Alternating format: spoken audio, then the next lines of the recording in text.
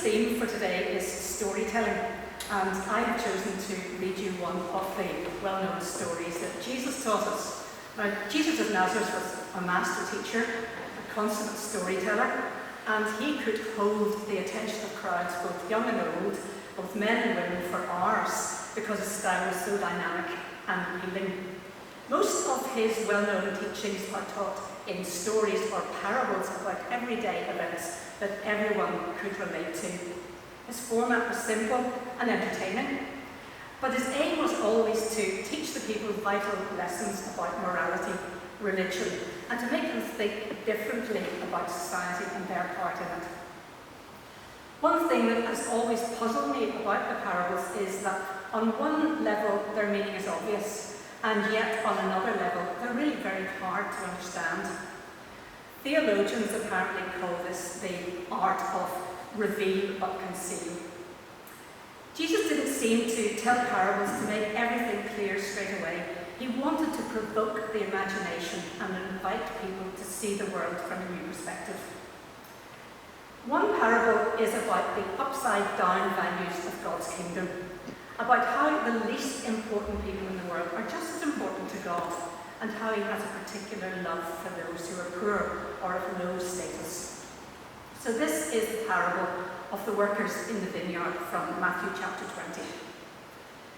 God's kingdom is like a businessman who went out early in the morning to hire workers for his vineyard. They agreed on a wage of $1 a day and went to work. Later, about 9 o'clock, the man saw some other people hanging around the town square, unemployed. And he told them to go and work in his vineyard, and he would pay them a fair wage. They agreed, and off they went. At 5 o'clock, he went back, and he found still others standing around.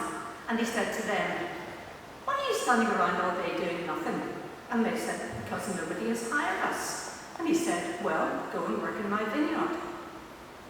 Now, when the day's work was over, the businessman instructed his foreman, "Call all the workers in and pay them their wages.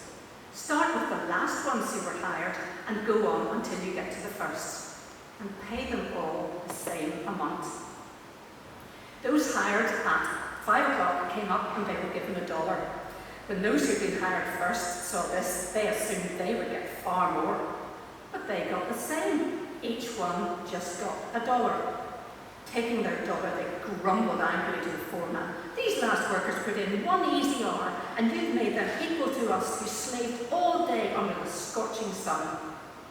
But the businessman said, "Friend, I haven't been unfair. We agreed on the wage of $1, didn't we?